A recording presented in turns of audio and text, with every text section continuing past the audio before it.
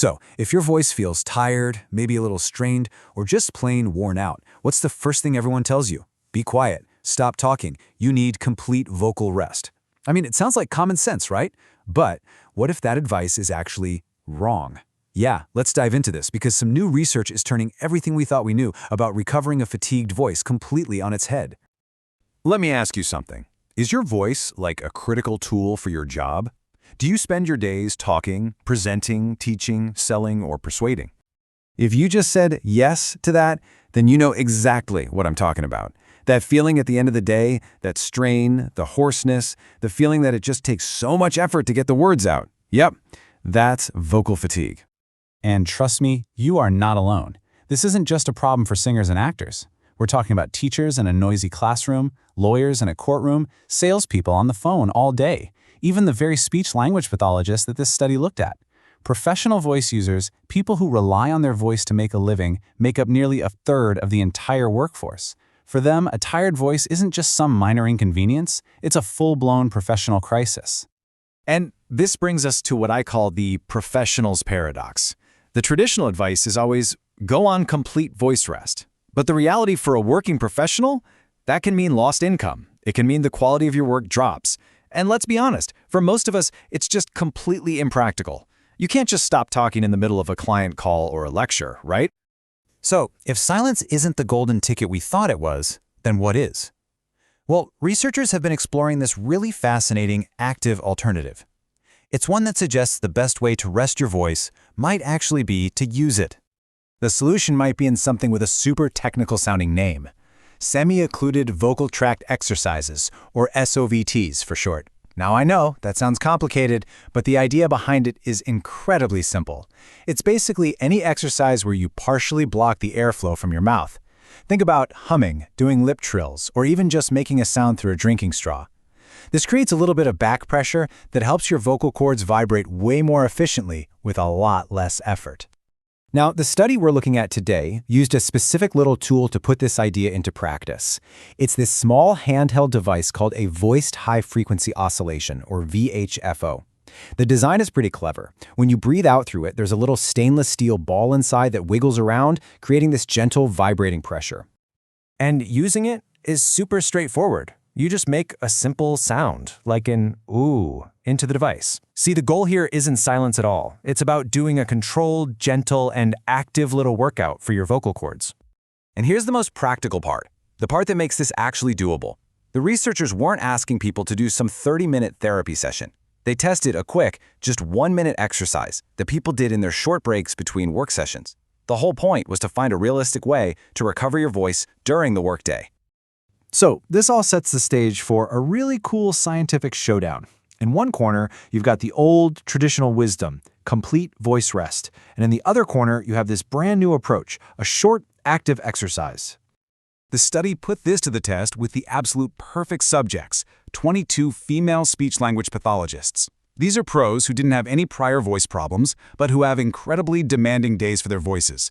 We're talking back-to-back therapy sessions with only these tiny 5 to 15-minute breaks in between. Sound familiar to anyone? Okay, so the way they designed this study was really clever. It's called a crossover design. Here's how it worked. For 1 week, half the participants used the active VHFO device during their breaks, while the other half practiced traditional voice rest.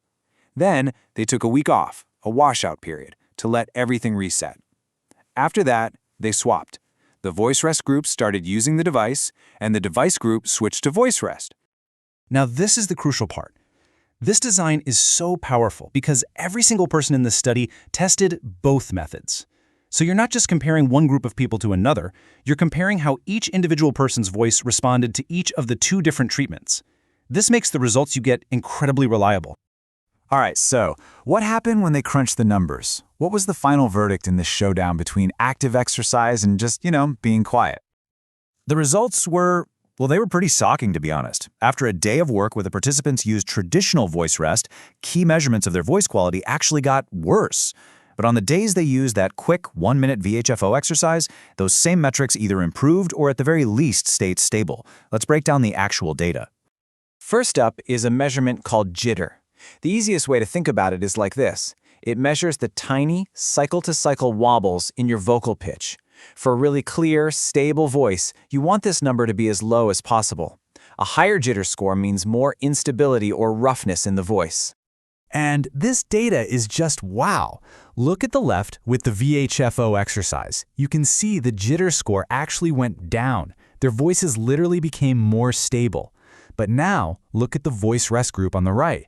Their jitter score went up.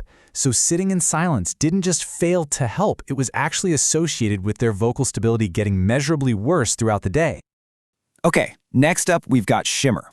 It's a very similar idea to jitter, but instead of measuring pitch variation, it measures the tiny variations in volume or amplitude. And just like with jitter, a lower score is better. It means you've got a smoother, more stable vocal tone. And what do we see with shimmer? The exact same pattern. For the voice rest group, the score went up, meaning more shakiness in their volume. But for the VHFO group, it actually went down again. It's clear that the active exercise was either improving or at least preserving their vocal quality as the day went on. So those are the nitty-gritty acoustic details. But what about the big picture? Researchers use this combined score. It's called the Acoustic Psychometric Severity Index of Dysphonia, or APIST, to get an overall sense of just how severe a voice problem is. And this, right here, is the final, most compelling piece of evidence. For the folks doing voice rest, their overall severity score got significantly worse from the morning to the afternoon. But look at the VHFO group. Their score stayed almost perfectly stable. That active exercise essentially acted like a protective shield against vocal fatigue. This all points to a really fascinating new way of thinking, a smarter way to rest our voices that isn't about being silent at all. So what's the big takeaway here for you and for your voice? You know, the researchers themselves said it best in their conclusion. They found that the active exercise, the VHFO, demonstrated, and I'm quoting here, superior efficacy compared to voice rest. It wasn't even close. In a direct head-to-head matchup, the active exercise was simply better at maintaining vocal health. So this leaves us with a really powerful question to think about. For the millions of us who depend on our voices every single day, is it time to completely rethink what it means to give our voice a rest? Maybe the best way to recover isn't silence, but a smarter, more active kind of reset.